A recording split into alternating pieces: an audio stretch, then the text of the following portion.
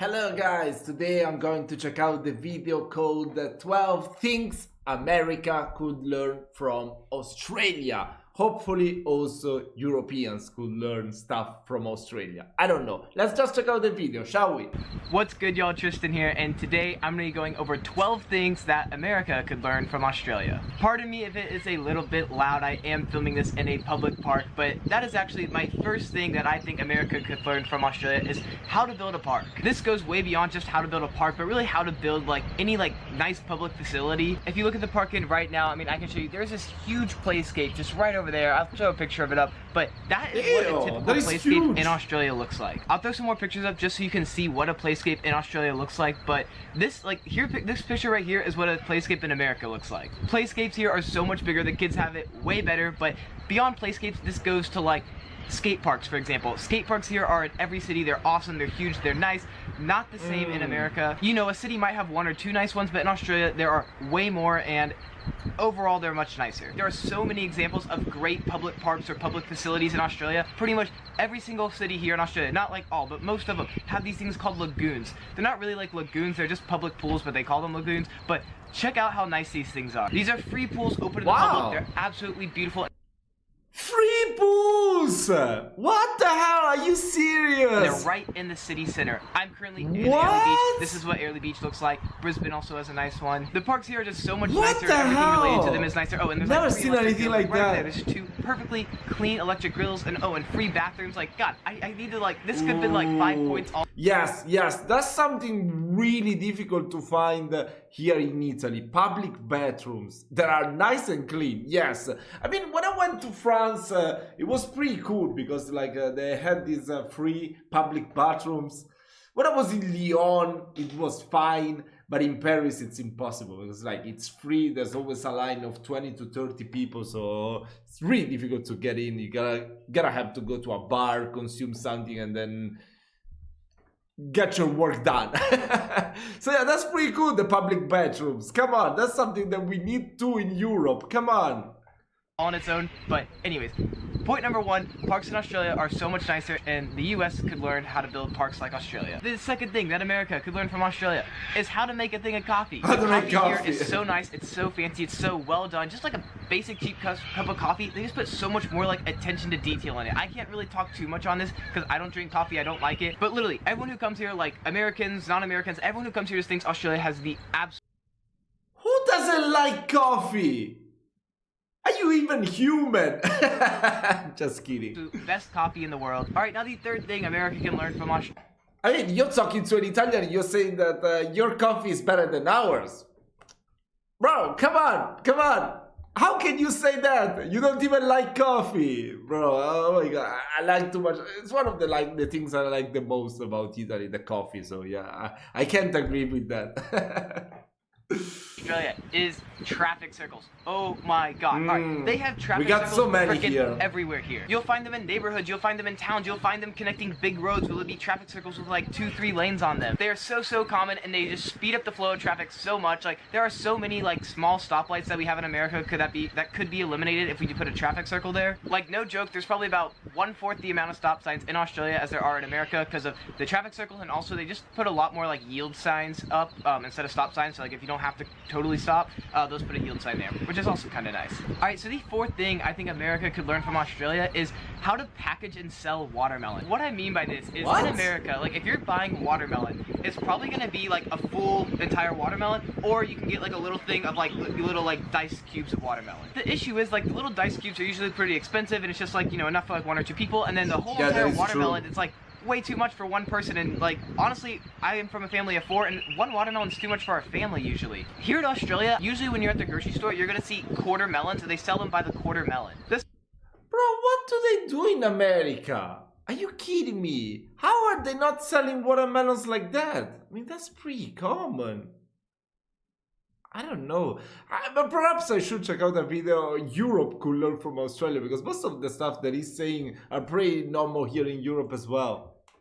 This makes so much sense. It doesn't cost more. It probably saves a lot of melon. You just, cut the melon, wrap it up in some saran wrap, and then, sell it in force. Easy as that. The fifth one is a little bit weird, but that is, we could learn from Australia to not put so much water in our toilets. I don't know what it is about their toilets here, but I feel like they're just, like, way more advanced than our toilets. So, in America, like, for some reason, it's a really common thing. Like, I was just used to, like, having water splash my butt from, like, pooping into it and it like splashing up, and then when you're flushing the toilet, it's like shoo shoo shoo, and it does like the whole like spinny thing and then sucks down. It's like one long flush with a bunch of water. Well, here in Australia, their toilets just have a little bit of water in them. Your butt doesn't get wet when you poop. There's no splashing going on.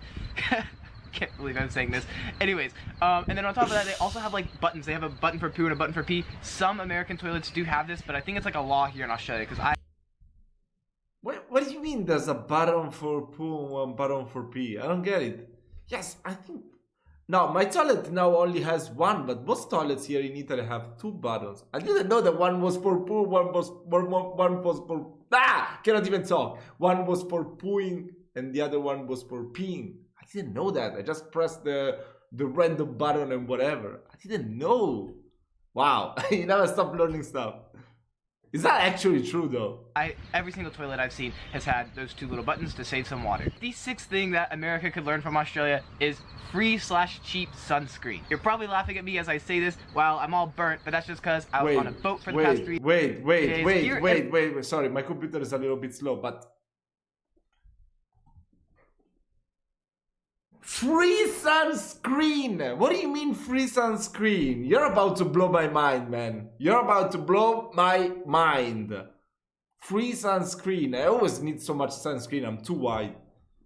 In Australia, you can get like a full giant 1 liter thing of sunscreen, like enough for an entire family for an entire summer for like, I think it's like $8. Like they're like super cheap. And beyond that, I usually don't pay at all for sunscreen because it's just free at most places. Like if you go to like a hotel, if you go to a, I don't know, an office, a restaurant, like imagine like how hand sanitizer is free in America in a lot of places. They just have sunscreen laying out in different places like that. That is insane. You can just let me know, put it on if you want. This is so nice and makes so much sense. I'm not completely sure on this, but I think the government subsidizes sunscreen a little bit. I think that's how they get it so cheap. Not positive, but anyways, it makes so much sense because like I love the government that. also pays for the healthcare here.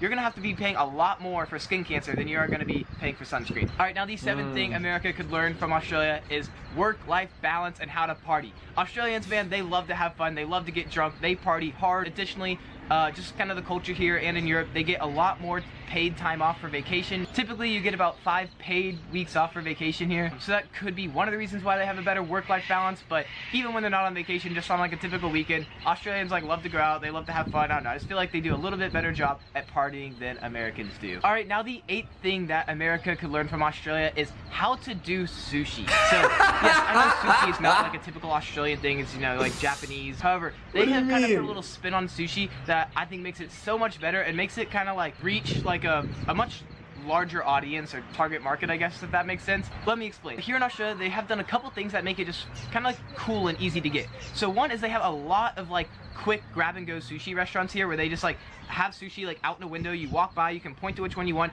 grab it, and you go. And it's not I never saw like that it is in before. America. The sushi comes in a roll like this, so you can get a couple rolls, grab them, and then it's kind of like almost eat them like a sandwich as you walk down the street. I absolutely love this. They are great health. But I don't think that's sushi. They got that thing in the Poke store. It's called another way, I think, if I'm not mistaken. Wait, when is this video?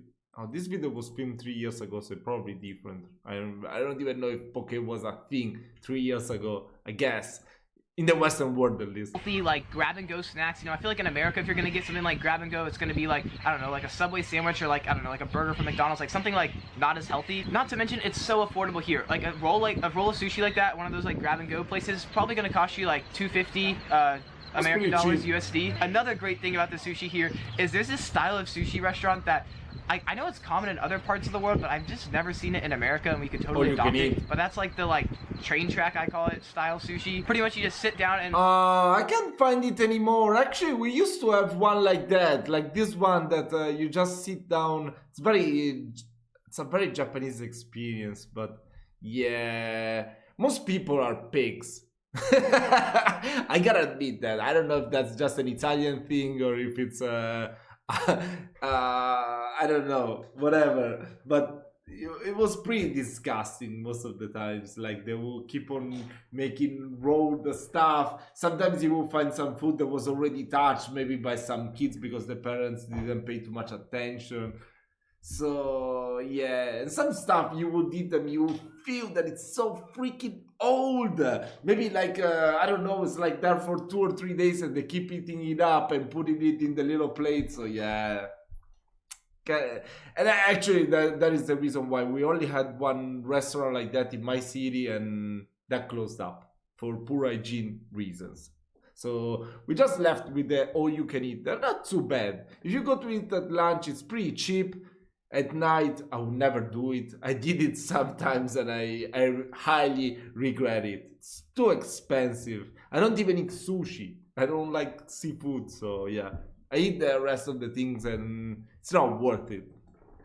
And the sushi goes around on a little track and you pick up whatever you want, eat it, and then yeah, pay at the end by like the plates. I don't know, it doesn't matter. But I see like multiple of these in every single city in Australia that I've been to. It's just kind of like a cool, fun concept, and I don't know, I don't think I've even seen a restaurant like that in America. As I'm editing this video, I just thought of another like weird or unique sushi thing here, and that is they have a lot of chicken sushi. Real sushi lovers might say that that's not actually sushi, but I don't know. Wow. Here at sushi shops, I'd say about like almost half the sushis that they offer, okay, maybe not half, like a third of the sushis that they offer are like fried chicken or grilled chicken. This just makes sushi even more appealing to some people. You know, some people don't like fish, or some people just really like chicken. And that they is can me. still get sushi, I guess, if you can call it that, Wow. without just having like fish Why don't or we crab have or it? raw meat. Alright, the ninth thing America could learn from Australia is how to run a DMV. So I don't really know what to call this, but like, you know, like the place where you go to get your license, Get the license. like your car registered, like the government office, like entity that you go to get all your car stuff worked out. In America, we call it the DMV, the Department for Motor Vehicles, or something like that. Anyways, and then I know in Victoria they call it like Vic Roads, and then I know in Queensland they call it something else, so it's different in every state here. But the place where you go to get like stuff for your car, get it registered and all that stuff, oh my god, it is so amazing in Australia. Like 10 out of 10 recommend. Like, they're tech savvy, you can make appointments online, they're quick, you get a little letter or number, you go into a queue. There was someone that greeted me when I walked in, like they were just so like, it was a great pleasant experience, and I was only there for like less than an hour. If you go to America, any American will know what I'm talking about, but oh my god, going to the DMV in America is like going, like it's like a trip to hell. You're gonna go there early in the morning, you're gonna wait in line for an hour, then you're gonna get a ticket, you're gonna sit in a chair, you're gonna be in another line for a couple hours. The people who work there are typically unfriendly and cold. They just totally suck in America. And here in Australia, I've experienced them in Victoria, and I had a friend that experienced them here in Queensland, and she was American. And anyways, both of us thought it was like super amazing here. No. I wouldn't like that. I really hate to wait in line. I mean, usually when I need to do this stuff and there's like a huge line, I will get my number, then just exit the premises and do all the commissions that I gotta do and come back later. Some people will be annoying. They will be like, oh, you just got here, why are you pressing in front? Bro, I got the fucking ticket, shut up.